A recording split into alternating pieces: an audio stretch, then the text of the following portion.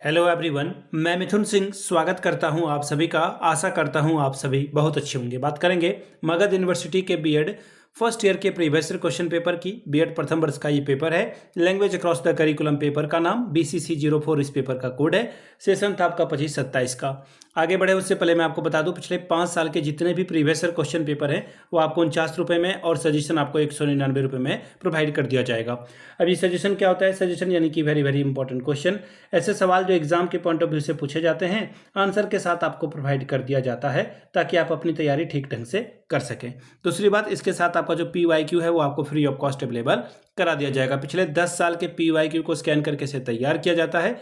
दूसरी बात, आपका जो लेटेस्ट एग्जाम पैटर्न है उसको फॉलो किया जाता है सजेशन बनाने में, और सिलेबस के अकॉर्डिंग जो टॉपिक है आपका, उन टॉपिक को ध्यान में रखकर इसे तैयार किया जाता है। और आखिर में मेरा खुद का एक्सपीरियंस, मैंने BEd MAd कर रखा है। पिछले 2-3 सालों से अलग अलग यूनिवर्सिटीज़ में सजेशन देने का मैं काम कर रहा हूँ। चाहे बात करूँ मैं मगध यूनिवर्सिटी की, पाटलिपुत्रा हो, पटना विश्वविद्यालय हो, इसके अलावा तिलका मांझी का जो भागलपुर विश्वविद्यालय है, दरभंगा में जो LNMU है, या फिर आपका आरा में जो है आपका वीर कुंवर सिंह विश्वविद्यालय, इन जगहों पे मैंने सजेशन देने का काम किया है और काफ़ी अच्छी सफलता मिली है। आप यहाँ से मेरी ईमेल आईडी आप देख लें, yourmithunsingh@gmail.com पे आप मुझे मेल कर सकते हैं।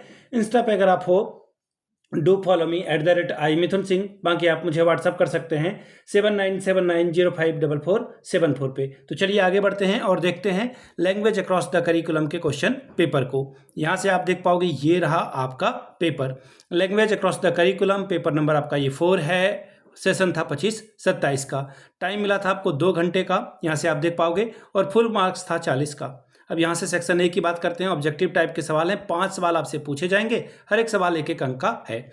Language across the curriculum emphasise, भाषा पार पाठ्यक्रम का क्या मतलब है कि केवल ग्रामर पढ़ा दो, टीचिंग ओनली ग्रामर, ये तो कभी आंसर होगा नहीं। वैसे भी आपको मैं एक ट्रिक बता दूं, या आप ट्रिक क्या कहो, इसे बहुत ये नॉर्मल सी बात है, साधारण बात है कि कभी जो है आपको अगर कोई बोले कि सिर्फ यही एक रास्ता है जिससे आपको मोक्ष मिलेगा, या फिर यही एक रास्ता है जिससे आप आगे बढ़ सकते हो, ये गलत बात है, ध्यान रखिएगा इसको। तो केवल वाले वर्ड से जो है बचना चाहिए आपको। आप एज ए टीचर ओनली वाले वर्ड से बचिएगा। अगला है सभी विषयों में भाषा का प्रयोग, ये ठीक लग रहा है, इसे अभी देख लेंगे। आगे देखिए, टीचिंग लिटरेचर ओनली, फिर से एक बार ओनली आ चुका है कि केवल साहित्य पढ़ाओ तभी बच्चा भाषा के बारे में जान पाएगा, गलत है ये।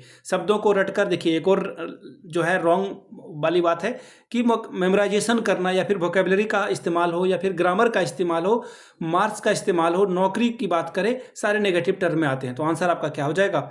आप करोगे लैंग्वेज को हर एक सब्जेक्ट में इस्तेमाल, ऑप्शन 2 आपका सही होगा। अगला सवाल देखिए क्या बोला गया है, language learning becomes more effective when the classroom environment is, भाषा अधिगम अधिक प्रभावी कब होगा? जब कक्षा का वातावरण कैसा हो? टीचर सेंटर नहीं। करिकुलम NCF 2005 के अकॉर्डिंग हमें कक्षा का वातावरण बच्चे के ऊपर केंद्रित करना है, छात्र केंद्रित होना चाहिए, स्टूडेंट जो है आपका केंद्रित होना चाहिए। साइलेंट होना अच्छी बात है, लेकिन यहाँ पर वो नहीं होगा। यहाँ पर क्या होगा? इंटरेक्शन। देखिए यहाँ पे मुझे लग रहा था कि छात्र केंद्रित ऑप्शन होगा, नहीं दिया है, यहाँ पे दे दिया है इंटरेक्शन। अब इंटरेक्शन में क्या होगा कि टीचर भी बात करेगा स्टूडेंट से और स्टूडेंट भी बात करेगा टीचर से। तो ये इंटरेक्शन यानी कि अंतःक्रिया होने से ही जो है क्लासरूम में क्या होगा? लर्निंग हो पाएगा और अच्छा आउटकम भी निकल पाएगा। अगला है, अब मल्टीलिंगुअल क्लासरूम मीन्स, बहुभाषिक कक्षा का क्या अर्थ है? केवल देखो फिर से एक बार ओनली वन लैंग्वेज बोले, ये तो बात गलत है। मल्टीलिंगुअलिज्म यानी कि इसका मतलब है 2 या 2 से अधिक भाषा, या फिर 1 से अधिक भाषाओं का इस्तेमाल अगर हो रहा है तो अच्छी बात है। स्टूडेंट स्पीक्स 2 और मोर लैंग्वेजेस, बिल्कुल सही बात है ये। आगे देख लीजिए, स्टूडेंट स्पीकिंग ओनली इंग्लिश, केवल इंग्लिश में बात करें तो गलत बात है। स्टूडेंट कोई भी भाषा ना बोले, ये भी गलत बात है। तो आंसर आपका फिर से एक बार ऑप्शन नंबर 2 सही हो गया। Which of the following is a productive language skill, निम्नलिखित में से कौन सा उत्पादक भाषा कौशल है? देखिए LSRW जो है सबसे अच्छा तरीका है। LSRW यानी कि पहले आप सुनते हो, फिर बोलते हो, फिर रीड करते हो, और फिर आखिर में आप जाकर के राइट करते हो, ये सबसे अच्छा तरीका है।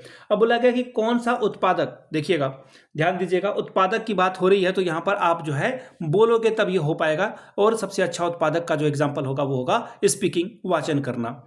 How many languages are mentioned in 8th schedule of Indian constitution, भारतीय संविधान की 8वीं अनुसूची में कुल कितनी भाषाओं का उल्लेख है? तो 22।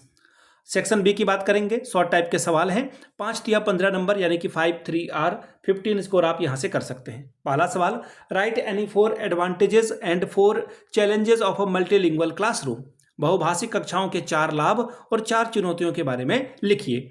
अगला सवाल, discuss any 3 function of a language, भाषा के किन्हीं 3 कार्यों पर चर्चा करें। सवाल number C, explain how classroom interaction contributes to language development across the curriculum, कक्षा में अंतःक्रिया किस प्रकार भाषा विकास में सहायक होती है, स्पष्ट करें। सवाल number D, discuss the importance of a reading and writing skill in language across the curriculum approach, भाषा पार पाठ्यक्रम दृष्टिकोण में पठन और लेखन कौशल के महत्व की चर्चा कीजिए। नेक्स्ट सवाल, discuss the recommendation of NCF 2020 national education NEP 2020 के एड्रेस करते हुए इसको लिंग्विस्टिक डिलीवरी डाइवर्सिटी के बारे में बताएं। भाषाई विविधता को संबोधित करने हेतु राष्ट्रीय शिक्षा नीति 2020 की अनुशंसाओं पर चर्चा कीजिए। सेक्शन सी की बात करेंगे, 2 सवालों का जवाब देना है, 10 दूनी 20 नंबर आपको यहाँ से मिलेगा। Explain multilingualism as a source in the classroom, how can teacher addresses linguistic diversity effectively in teaching learning, कक्षा में बहुभाषिकता का एक संसाधन के रूप में स्पष्ट कीजिए। शिक्षक शिक्षण और अधिगम प्रक्रिया में भाषाई विविधता को प्रभावी ढंग से कैसे संबोधित कर सकते हैं, बताएं। आगे का पेपर मिस हो गया, वेट ए मिनट में ऐड करके दोबारा शूट करता हूं इस वीडियो को।